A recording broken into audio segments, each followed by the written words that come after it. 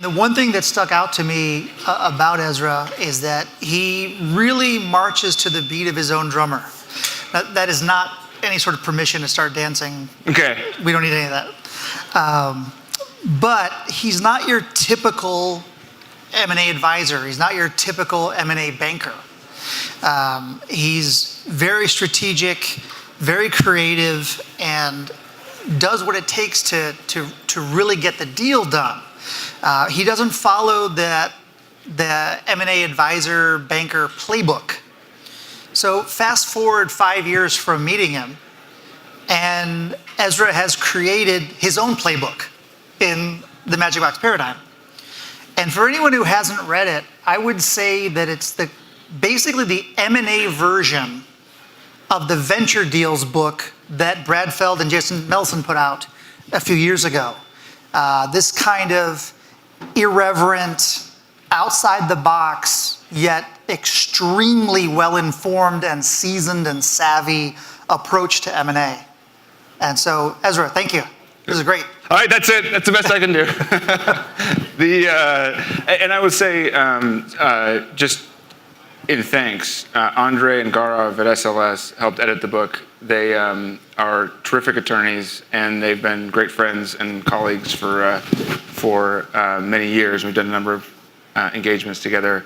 And in fact, it goes my dad and then the SLS guys in terms of folks who edited the book along with Bambi. So thanks to you guys as well, and terrific in the support. So to follow on that point, I actually didn't start as an investment banker. I became an investment banker after being an entrepreneur. And so most folks go to college, they come out of college, they go work for a couple of years as an associate or something, an analyst, and work their way up in an investment bank. And so they get trained in a specific process. I worked with those folks for years, now 15 years in. But I found that the processes that most folks applied to advisory when brought from sort of Wall Street financial services type framework didn't work that well for entrepreneurial new companies. Because companies, you're thinking about products, you're thinking about emerging technologies, you're thinking about things that are still becoming, and you can't use the same measures and means and approaches when you're thinking about them as financial entities. They're really still a becoming asset that is growing into its own, but isn't yet a full-fledged company. So along those lines, you use that old adage in your book that companies are bought and not sold. What does that mean? So the basic thinking, and the reason the book's called Magic Box Paradigm, is that if you think about, first off, just decouple that. So think about two frames. One is selling stuff, and one is assets being acquired, being bought. So you can sell stuff when it has a relatively definable value, when it has a clear marketplace, when you can close the transaction very quickly, and when there are mechanisms for binding people to the transaction along the way. So for example, think of a house. You know generally what the square foot comparables are going to be in the neighborhood. You can put the house in the market. If you get a couple people interested, you can, in various narrow bands, bid them up, make a few $100,000 more. You can get a deposit from them, so you can bind the buyer to the transaction, and you can relatively quickly close the deal. So you can close the deal in a month or 6 weeks or something, and close escrow, and the deal's done, and the house is bought. Not a whole lot of, pretty linear structure, very clear value, very clear process. You bind the buyer to the deal, and you end it.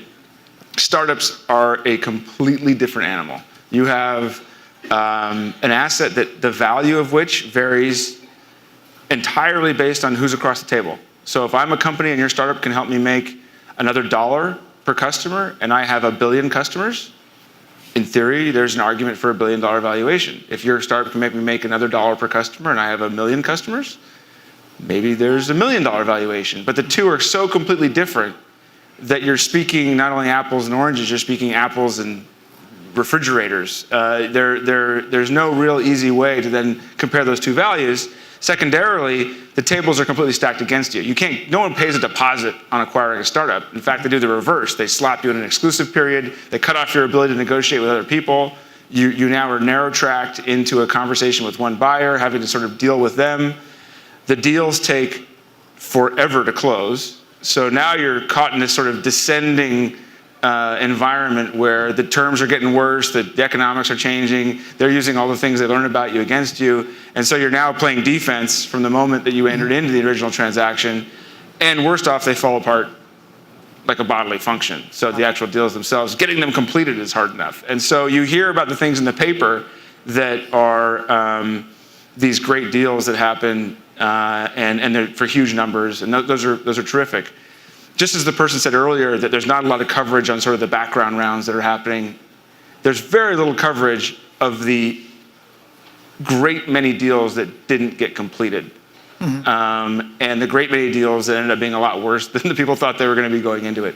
And so the way you navigate the startup acquisition game is counterintuitive, and you have to essentially think of the process holistically, understanding those variables. The good news is, if you think of it and approach it the right way and give yourself enough time, you can turn those constraints and challenges actually into things that work in your favor. That ties into my next question around, you say in the book many times, startups wait too long to think about M&A. Right. So it's hard to start a company. I started 2 companies, 1 and 1. You got to build a product, you got to hire people, you got to raise money. It's an incredibly high hurdle to get a company off the ground and to operate and grow it. And entrepreneurs, all of us, VCs, advisors, attorneys, we all support them.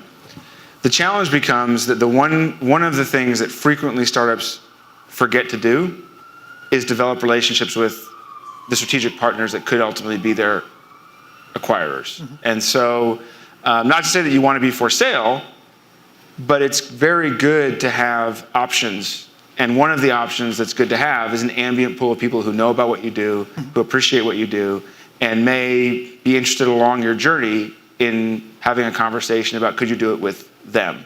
And so one of the things I say in the book, and I recommend to folks we work with, is don't think about, as someone said earlier when they talk about IPOs, acquisitions aren't exits. Particularly for the founder, acquisition is an entrance. It's a different approach to how you're going to scale your business. You may scale your business, if you can build out a complete product suite, a robust distribution channel, and a complete monetization model, you can build on your own. You're not going to add money, you can grow.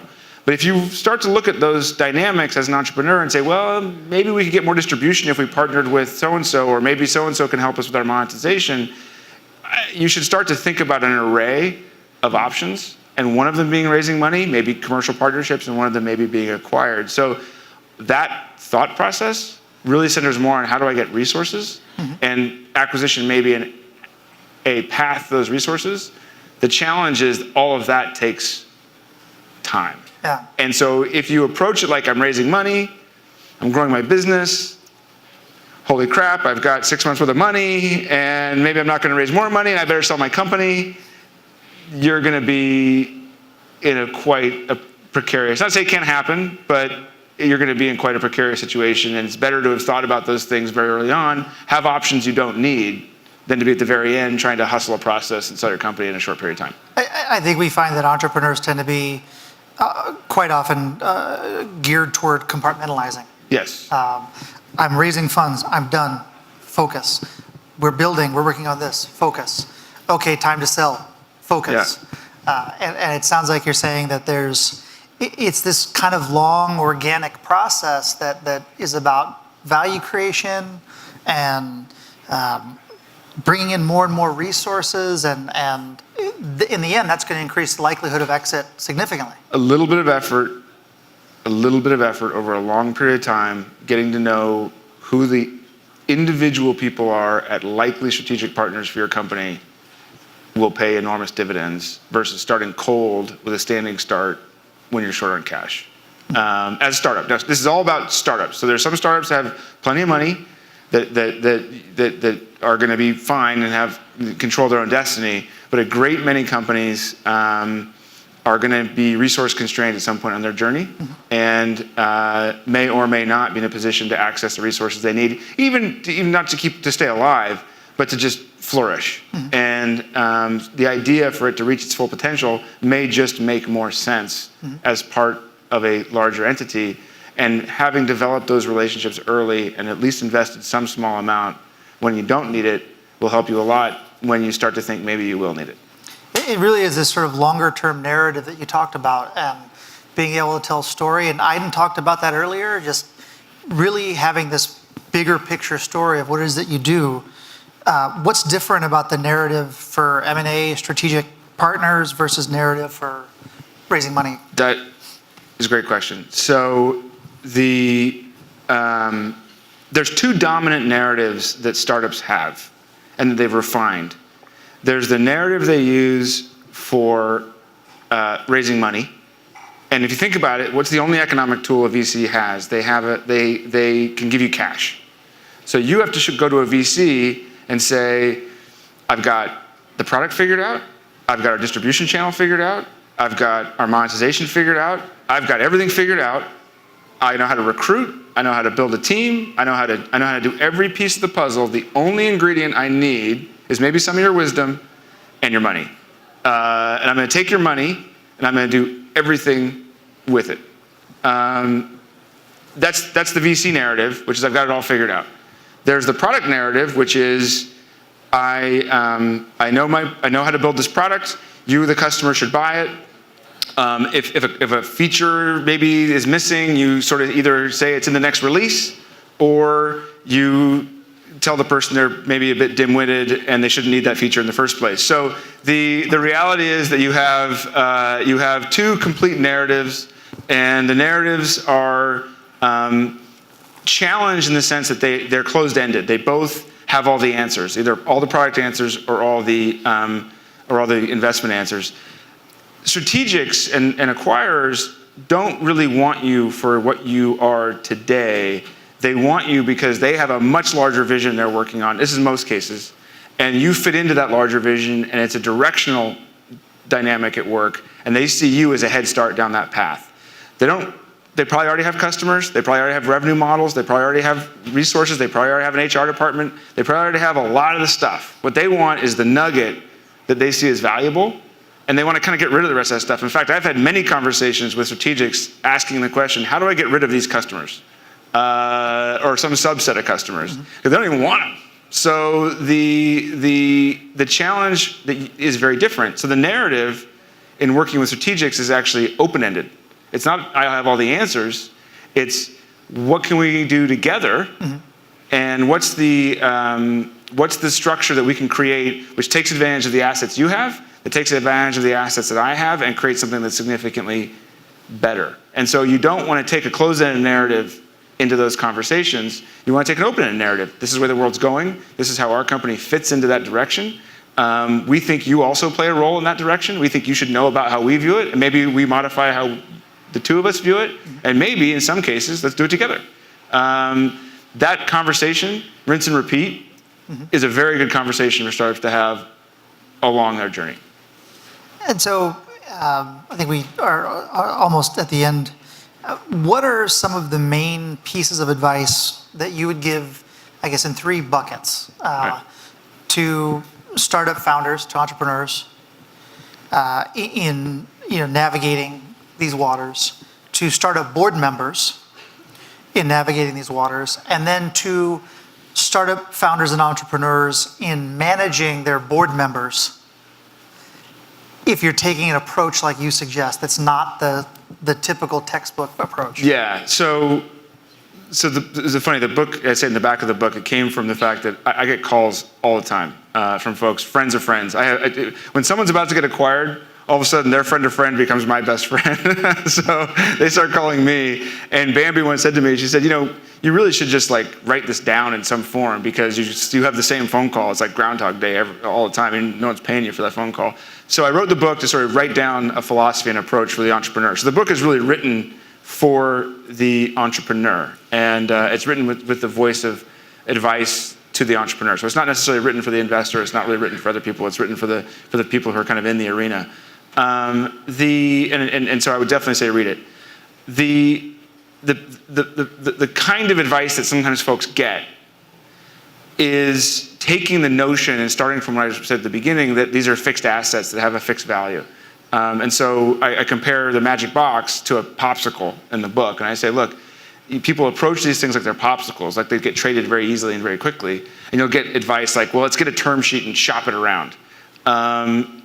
In fact, neither of those things actually work. Getting a term sheet's a terrible idea because almost every term sheet you're going to get is going to have an exclusive period in it, which means you basically have to go off the market. So what you want to do is delay that as long as you possibly can, and you want to keep your options open as long as you possibly can. Shopping around is incredibly difficult because as soon as you shop it around, people are going to know that you're in a competitive process, and they're going to immediately try to hammer you to go into an exclusive period. So I say in the book, the one thing you should either pick a path, get a term sheet and don't shop around, or shop around and don't get a term sheet. But the one piece of advice you're going to get as an entrepreneur is actually the last thing you should do in startup dynamics, because these assets and these transactions take a long time to close. So you don't get into the technical details, but the essence of it is you should think as an entrepreneur about creating options, not about trying to drive competition. And having lots of options is great. Having multiple possible scenarios. If one falls apart, you have another one you can work with, you have another one you can work with. Optionality is the most valuable thing if you're a startup. I would say, if I had to sort of bucket some advice, it would be start early, a little bit over a long period of time, develop the relationship so when either you get inbound interest you can decide to reject, or if you need to press on it, you have an ambient, fertile soil to work with in terms of developing strategic relationships. I would say to board members and investors, don't think of these as sort of fungible fixed assets. These aren't pieces of property. You have to think of them as the value only exists in the eyes of the buyer and in the buyer-seller pairing. Mm-hmm. So if your startup isn't developing relationships with buyers, then they essentially, at this moment, don't really have M&A value. They're just living in limbo until they start that process. So start that process early as well, but understand that your guidance is to try to help them develop those relationships and in a productive way. Doesn't mean you got to do a bunch of BD deals. Doesn't mean you have to be forcing them into kind of arranged marriages. Just means get to know the people so they know what you're about, and you can begin the idea creation of how you might do stuff together. And then in terms of bad advice, get everybody on the board to read the book, and it's priced low, so it's low hurdle. But the idea being that you really want to have a shared view. I'm sure you guys frequently see difference of opinion about scenarios, how things should play out, strategies, game theory, when's the right time, when's the wrong time, what we should be doing with this. Inbound interest comes, even just reacting to that. I think getting alignment for both sides, getting alignment and a bit of a shared set of first principles of how they're thinking about where they are. You can't get everybody aligned perfectly, but is a very good thing and a conversation to be had. Excellent. All right. Any other questions? Great. I'm not sure if we have time for any audience stuff. We got 1 minute. Anybody got a question? How do you charge? How do I charge? As much as possible. No, the $24.99. No, so we charge typically. We actually have a slightly different model. We're kind of more about creating inbound demand than trying to run sales processes. So we typically charge on a percentage. Our advisory work is on a percentage of the transaction, with a retainer to do the work we do. But we really try not to think about things in the last bit. We do some engagements like that, some projects like that, but our drumbeat is getting involved early and trying to help develop those relationships. Because ultimately, look, it needs to be coming to you. That's when you're winning. That's when things get easy. It's downhill when things are coming to you. It's uphill when you're going to them. Great. Great. All right, cool. Thank you. Thanks.